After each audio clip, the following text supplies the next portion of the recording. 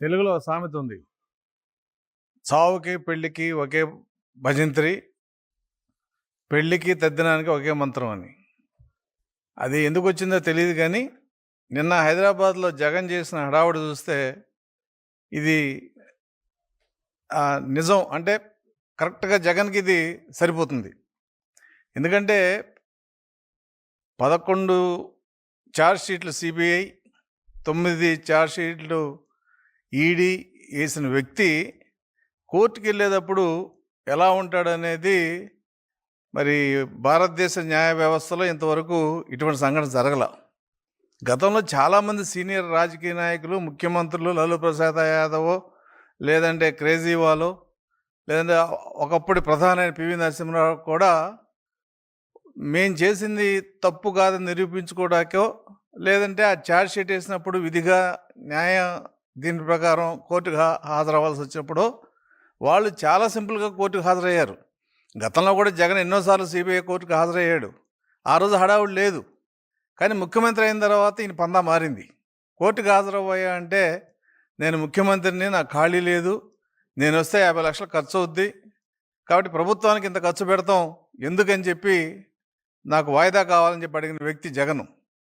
మరి నిన్న ఒక చార్టెడ్ ఫ్లైట్లో బెంగళూరు నుంచి హైదరాబాద్ వెళ్ళాడు.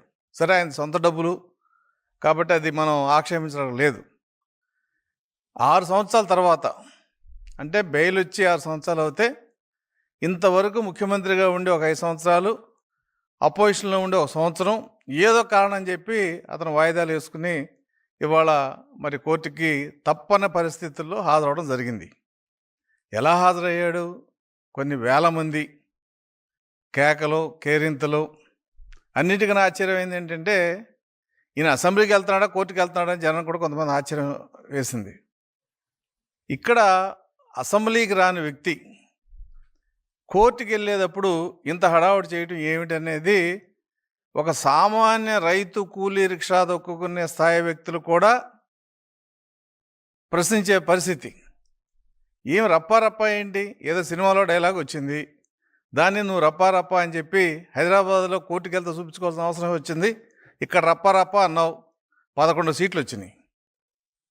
అక్కడ నువ్వు రప్పా అన్నావు అనుకో, కడగడా లెక్క పెట్టుకోవాలి.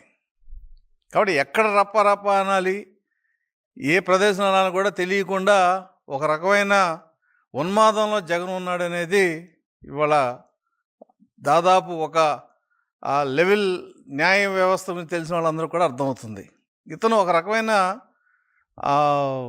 భయంతో, ఎందుకంటే అన్ని కేసులు వాళ్ళు మెడకు చుడుతున్నాయి. వివేకానంద రెడ్డి మర్డర్ కేసు కానీ, అటు టీటీడీలో నెయ్యి విషయం కానీ, ఈడీ కేసులు కానీ, సిబిఐ కేసులు కానీ ఒక్కొక్కటి దగ్గరికి వస్తుంది. అంటే ఇతను చరమాంక దశ, రాజకీయ జీవితం చరమాంక దశకి దగ్గరవుతున్నాడు. అంటే మనం విజయవాడ నుంచి హైదరాబాద్ వెళ్ళేటప్పుడు దాదాపుగా మనం ఎల్బీ నగర్ వస్తే హైదరాబాద్లోకి వెళ్ళిపోయినట్టే. ఆ స్థాయిలో ఉన్నాడు ఇతను ఇవాళ. కాబట్టి అతను పైగా విచిత్రమైన మనస్తత్వం, వారంగా చెప్పాలంటే ఉన్మాదంతో కూడిన మనస్తత్వం అవుతుంది. కాబట్టి ఇటువంటి చర్యలు చేపట్టడం, ఇలా బిహేవ్ చేయడం అనేది అతను కొత్త కాదు. గతంలో న్యాయ వ్యవస్థ మీద పెద్ద దాడి చేశాడు అతను. కాబట్టి ఇవాళ సిబిఐ కోర్టు ముందు ఒక నేరస్తుడిలాగా హాజరవుతాడు అనుకోవటం పొరపాటే. కాకపోతే అయిన విధానం, దీనివల్ల న్యాయం మారదు, సాక్ష్యం మారదు, పడబోయే శిక్ష మారదు, ఏమీ మారవు. ఇంకా ప్రజల్లో అతను సులకనవటం తప్ప.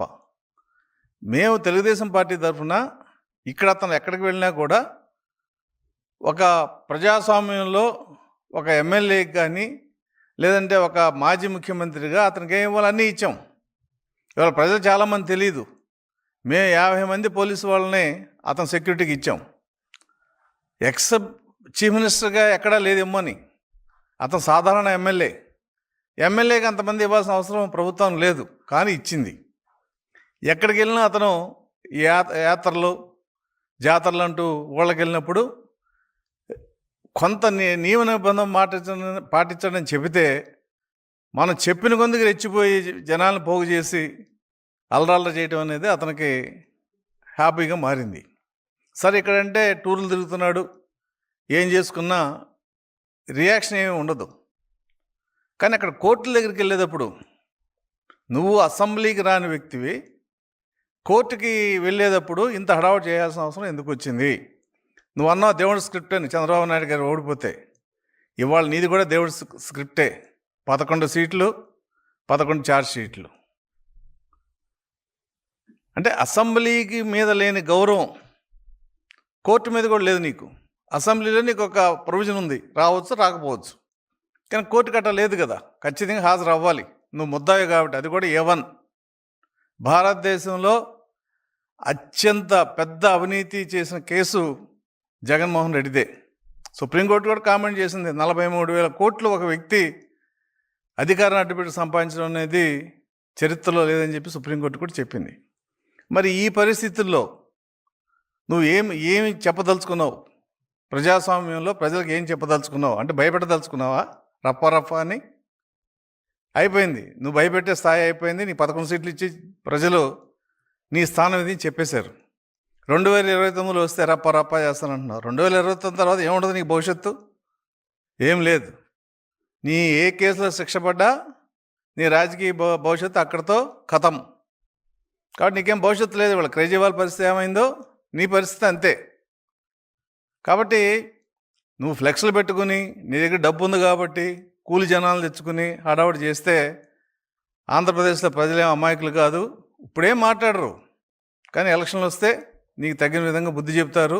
2029 కాదు కదా, 34, 39, 44 వరకు నీకు అవకాశం ఇచ్చినా కూడా నువ్వు ఈ ఆంధ్రప్రదేశ్లో ఎటువంటి పరిస్థితుల్లోనూ అధికారంలోకి రాలేవు. అసలు నువ్వు 2029లో నువ్వు శిక్ష పడకుండా ఇలాగే ఉండి చేస్తే కడపలో కూడా నువ్వు గెలవు. నీ పరిస్థితి అది. కాబట్టి ప్రజాస్వామ్యాన్ని గౌరవించడం, న్యాయ వ్యవస్థను గౌరవించడం నేర్చుకో మిస్టర్ జగన్మోహన్ రెడ్డి. నువ్వు కాదు, నీకంటే పెద్ద పెద్ద మేధావులు. ఆ రోజు ఇందిరాగాంధీ కూడా, ఆ మేడం కూడా జైలుకి వెళ్ళాల్సి వస్తే కోర్టుకు హాజరైంది. పివి నరసింహారావు హాజరయ్యాడు, కేజ్రీవాల్ కూడా హాజరయ్యాడు. లాలూ ప్రసాద్ శిక్ష పడ్డా కూడా నీకంటే మేధావి అయినా, నీకంటే ఎక్కువ చదువుకున్న వ్యక్తి అయినా కూడా కోర్టుకి అతను నీలా హాజరు కాల. నీకు ఈ విపరీతమైన ఉన్మాదం ఎందుకనేది సమాధానం చెప్పాలి. నువ్వు కాదు, నీ వెనకాల వచ్చిన కూడా చెప్పాలి. మీరంతా ఈయన నమ్ముకుని ముందుకెళ్తే ఖచ్చితంగా ఇవాళ ఎంతమంది జైలుకి వెళ్ళారు, ఎంతమంది అధికారులు నష్టపోయారు అనేది ప్రజలు చూస్తున్నారు. అదే వ్యవస్థ, అదే పరిస్థితి మళ్ళీ ఈ జగన్మోహన్ రెడ్డి వెనకాల ఎవరైతే ఒక నియమ నిబంధనలు లేకుండా మాట్లాడుతున్నారో వాళ్ళందరికీ కూడా అదే పరిస్థితి వస్తుంది. తెలుగుదేశం ఏమి మిమ్మల్ని చూసి భయపడతామో, లేకపోతే నేను చూసి ఏదో చేయట్లా. మేము అసలు నేను లెక్కలైనా వేసుకోలేదు. ఎందుకంటే నీ స్థాయి అది. ఇవాళ నువ్వు లీడర్ ఆఫ్ అపోజిషన్ కూడా కాదు. 11 సీట్లు. ఆ 11 మంది కూడా ఎంతకాలం ఉంటారో తెలియదు. కాబట్టి ఈ రాజకీయ పరిస్థితుల్లో నీకు ప్రజలు ఇచ్చిన ఎమ్మెల్యే పదవిని గౌరవించకుండా, అసెంబ్లీకి రాకుండా, కోర్టులకు వెళ్లకుండా, కోర్టుకు వెళ్తే ఇటువంటి ఒక బల ప్రదర్శన, మరి దీన్ని చేయటంలో అర్థం ఏంటో మరి జగన్మోహన్ రెడ్డి చెప్పాలి.